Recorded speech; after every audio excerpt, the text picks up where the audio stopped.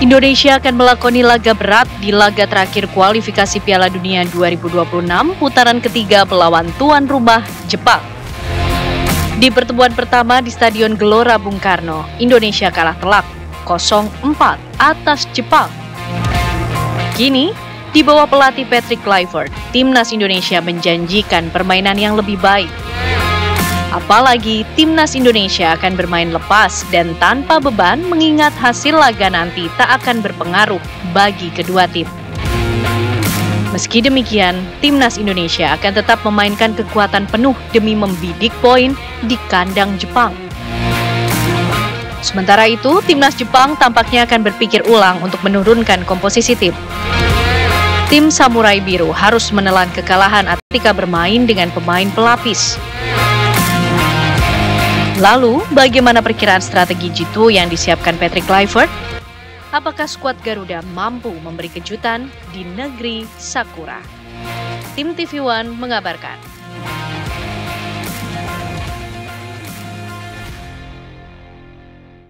Ya, pertanyaannya adalah strategi apa yang kemudian ini akan digunakan oleh Patrick Kluivert dalam Indonesia melawan Jepang besok. Sepertinya kita ketahui bahwa saat ini timnas Indonesia telah mengamankan tiket ke putaran keempat ya dalam kualifikasi Piala Dunia 2026 setelah kemarin mengalahkan China 1-0 di hari Kamis, pemirsa. Kita akan langsung membahasnya bersama dengan dua narasumber yang sudah hadir di Apa Kabar Indonesia Malam. Kita akan langsung sapa satu persatu. Di sebelah saya sudah ada yang cantik nih, Mbak Alicia Evita yang merupakan pecinta sepak bola.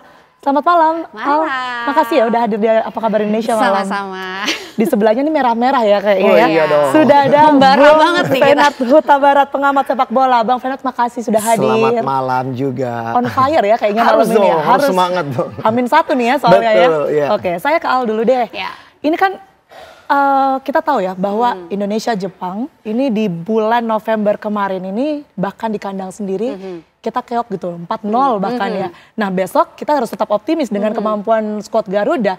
Kalau Al sendiri melihat besok ini akan seperti apa laga yang ataupun juga strategi yang akan dilakukan oleh Patrick Kluivert? Iya, sebenarnya kalau kita melihat laga yang besok akan dilakoni oleh skuad Garuda di Osaka, Jepang ini, hasil apapun itu tidak akan merubah situasi ya, karena Indonesia pun sudah pasti akan lolos ke putaran keempat, sedangkan Jepang sudah pasti lolos ke Piala Dunia. Tapi yang membedakan adalah walaupun kita di bulan November kalah 4-0, ini ada beberapa perbedaan. Pertama, kita punya pelatih baru, Patrick Kluivert, yang dari tiga laganya bersama Indonesia 1 kali kalah dan 2 kali memberikan kemenangan. Belum lagi ada beberapa pemain naturalisasi baru yang seperti kita ketahui juga, oleh Romeni ini 3 kali main sudah bisa 3 kali juga cetak gol, dan si coach Patrick ini juga berani juga kan memberikan komposisi pemain memberi kepercayaan nih kepada pemain liga itu untuk bisa berlaga nih di kualifikasi putaran ketiga Piala Dunia ini. Gitu. Jadi menurut aku ada beberapa perbedaan, dan yang pastinya ini harus kita support, kita doakan supaya besok apapun hasilnya itu adalah pasti yang terbaik, dan berharapnya sih 3 poin ya. 3 poin, oke.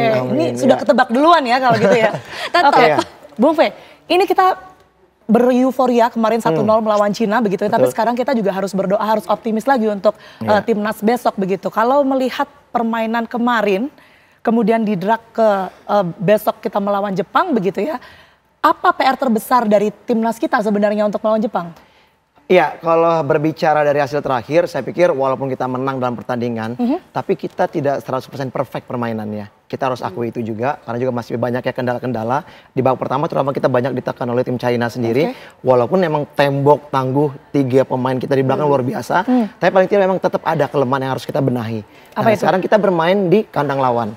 Ingat pada saat kita bermain di kandang sendiri, kita bermain dengan formasi 5-4-1, menjaga serangan dari tim Jepang ini untuk tidak gampang tembus. Itu juga bahkan dilakukan oleh tim Australia kemarin ketika melawan Jepang di kandangnya, dan akhirnya mereka bisa mencuri gol di menit akhir oleh Aziz Behic tuh di menit 90, dan akhirnya bisa mencetak gol. Nah, artinya sekarang ini bagaimana Patrick harus bisa mencoba meramu strategi apa yang cocok untuk bermain nanti di kandang Jepang di Osaka. Tentunya juga mungkin dengan, ya kita setuju ya, harus ada yang namanya rotasi pemain. Itu dia, rotasi pemain. Kemungkinannya nih siapa saja? Karena kan kita ketahui kalau Marcelino Ferdinand kemarin nggak main dong. Betul. Nah kira-kira kemungkinan besar pasti akan bermain juga melawan Jepang begitu. Ini banyak sekali perubahan begitu nampaknya. Bung Fenar, ini seperti apa? Iya, kalau berbicara masalah pemain siapa yang diturunkan, kalau saya melihatnya seperti ini ya.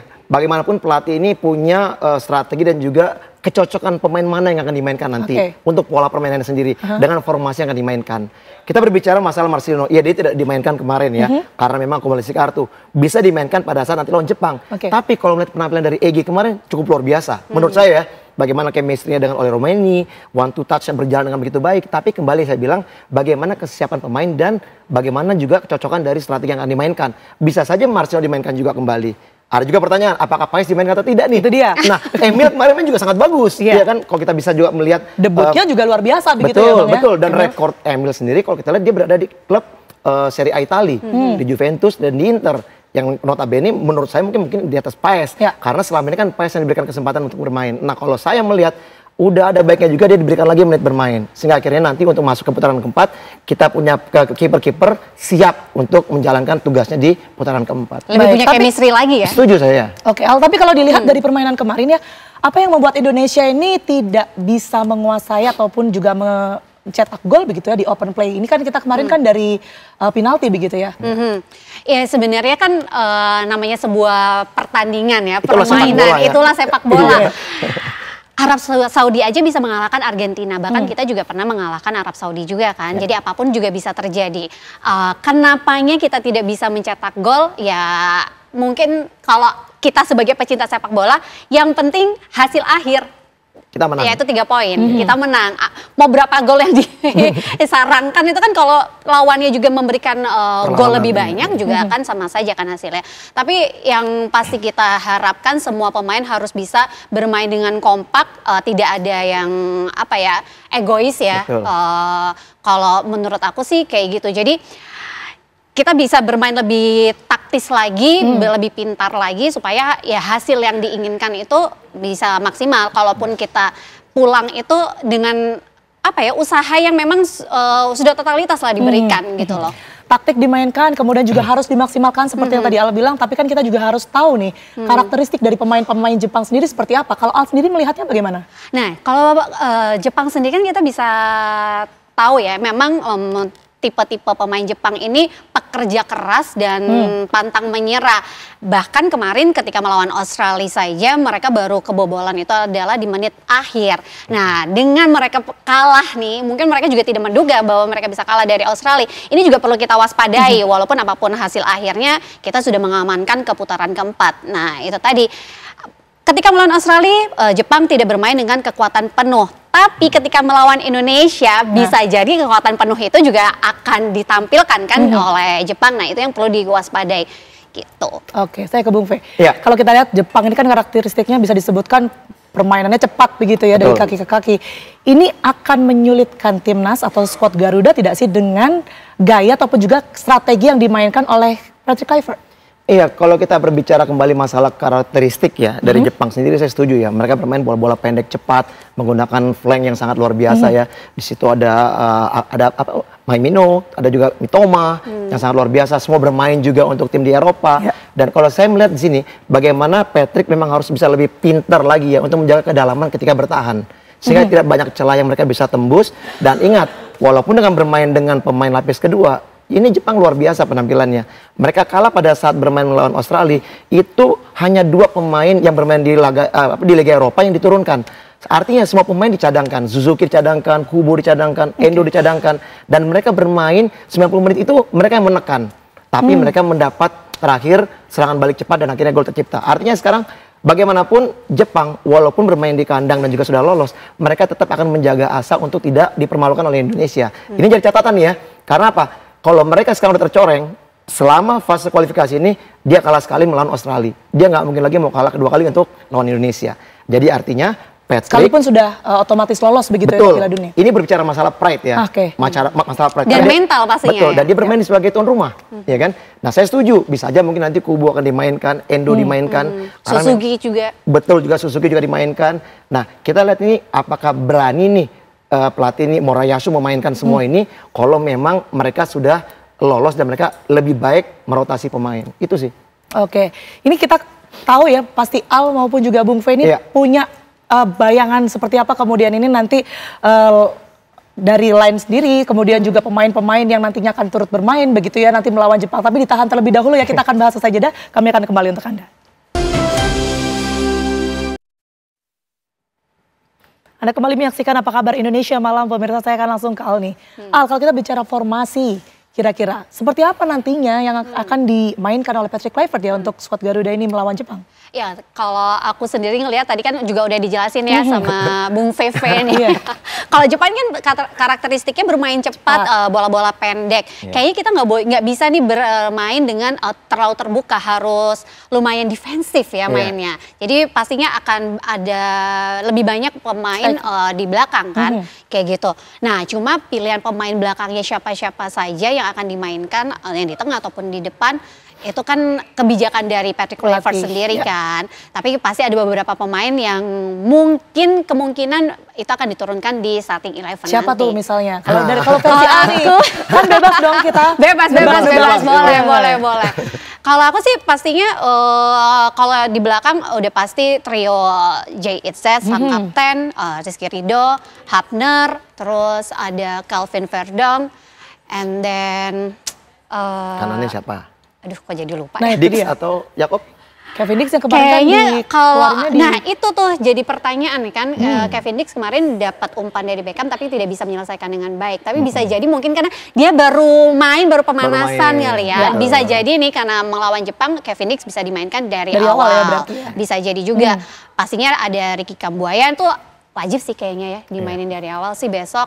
Oleh Romeni jangan sampai kelewatan. Wajib kalau itu ya. Wajib. 3 match 3 gol. Semoga besok juga ngegolin lagi. Terus berarti yang kurang di tengah ya. Tengah siapa tengah? Tom Hay. Tom Hay pasti. Sepakat ya berarti ya. Sepakat banget. Kalau Bung Fe siapa nih Bung? Ya kalau saya lebih melihat begini ya, apapun kebutuhan dari Patrick sendiri ya, saya pikir dia yang lebih mengerti ya kebutuhan untuk strateginya nanti. Kalau saya melihat memang tentunya kalau kita memang harus tetap bermain dengan 3 pemain sejajar, yang dikatakan tadi Mbak Al ini ya tepat ya. Kalau saya setuju 3 pemain ini jangan diganti-ganti nih, karena chemistry udah dapet ya. Bagaimana Itzes, Ridho dan juga Hapner kan berbeda karakter nih. Itzes ini jiwa kepemimpinannya bagus, Ridho reading the game-nya pintar, Hapner ini yang tukang libas ya kan. Tukang libas ya kan. Nah jadi di 4 tengah itu saya melihatnya mungkin tetap akan ada Pelupesi di sana sebagai holding midfielder ya, pemain nomor punggung 6. Ada juga mungkin Hayes sebagai pengatur serangan, tetap ada Verdong. Nah di kanan saya mungkin melihatnya Kevin Dix akan diberikan kesempatan untuk bermain ya. Karena pada saat kemarin dia hanya dicadangkan dan mungkin akan dimainkan. Sementara di depan, ini yang menariknya di depan. Apa itu? Saya mungkin melihat tetap akan ada Ole di sana. Kambuaya juga ada. Nah yang menarik ini antara Egy dan juga Marcelino ini. Siapa yang akan dimainkan. Seperti saya katakan tadi ya, walaupun mungkin kita sudah lolos. Tapi kayaknya Bung Fe lebih cenderung kayak gini ya. Karena mulai pertandingan ya. Tadi ngomong Nah jadi kalau saya begini ya, walaupun kita emang sudah lolos, tapi paling tidak kita harus bisa kita harus bisa kembali memulai hal yang baru karena kita setelah 44 tahun kita nggak pernah menang lawan Jepang. Ya kita menang terakhir itu tahun 81 2-0. Bahkan kita pernah menang lawan Jepang itu tahun 68 itu menang dengan skor 7-0. Itu Piala Kemerdekaan. Saya belum lahir. Belum lahir ya. Nah itu yang mencetak gol itu Sucipto Suntoro 3 gol, terus ada Yakob Siasale 2 gol dan ada Abdul Qadir dan juga Surya Lesmana. Masih 1 gol. Artinya kita punya kesempatan misalnya untuk bisa menang pertandingan. Apalagi harapan kita Jepang juga tetap menurunkan lapis keduanya. Oke, itu dari segi permainan. Kalau toh kan kita boleh dong berdoa dan optimis menang melawan Jepang. Ini betul seperti yang tadi dikatakan ya, ini tidak akan berubah apa-apa sebenarnya. Tapi secara mungkin ya, ini kan beberapa penonton juga awam. Peringkat FIFA mungkin atau mungkin dari segi peringkat klasmennya ini akan seperti apa nantinya Bung? Ya kalau untuk berbicara klasmen, kita juga harus melihat juga ya bagaimana nanti pertandingan antara Arab melawan Australia. Ya kalau misalnya Arab bisa menang, dia juga kalau mau lolos ke runner up, dia kalau tidak salah harus menang, selisihnya harus 5 gol dia harus menang.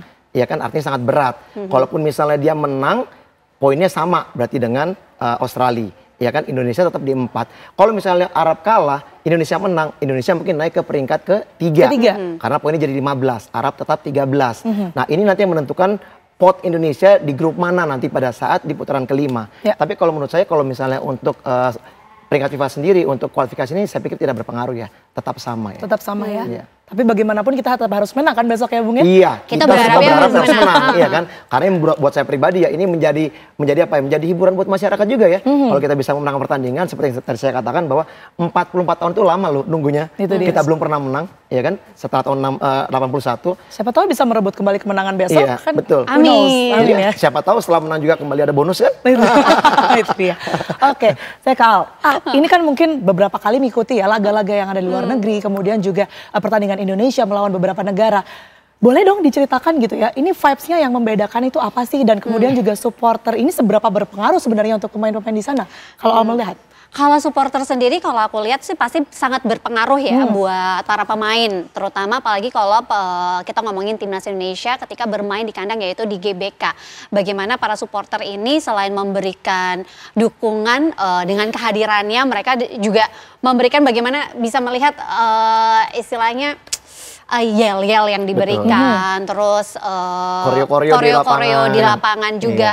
Itu nggak cuma hanya di dalam lapangan, tapi di luar lapangan pun juga kan. Jadi vibes itu yang sebenarnya nggak semua negara, timnas negara-negara lain memiliki. Bahkan kalau aku dengar-dengar juga penggemar ataupun pecinta sepak bola, supporter sepak bola timnas Indonesia ya, yang ada di Osaka pun sudah menyiapkan koreo dan sesuatu untuk mendukung timnas kita besok main di sana. Oh, jadi orang Indonesia yang ada di Osaka, betul. gitu ya? Itu juga sudah mempersiapkan gitu. Iya, dan biasanya setiap supporter yang ada di setiap negara-negara mungkin yang banyak Indonesianya itu mereka mengatakan Garuda, misalnya Garuda Osaka, Garuda mana. Jadi biasanya mereka yang akan memberikan support kepada timnas Indonesia. Oke, nah Bung Fe ini kan sebagai pemain juga dong ya. Boleh dong mungkin diceritakan begitu kalau mendengar supporter atau melihat supporter yang sebegitu banyak. Ini vibes yang kemudian diterima oleh pemain. Ini kita melihat dari sudut pandang para pemain kita yang besok akan berlaga begitu ya. Ini seperti apa sih Bung sebenarnya? Saya setuju ya bahwa supporter ini adalah pemain ke-12 ya.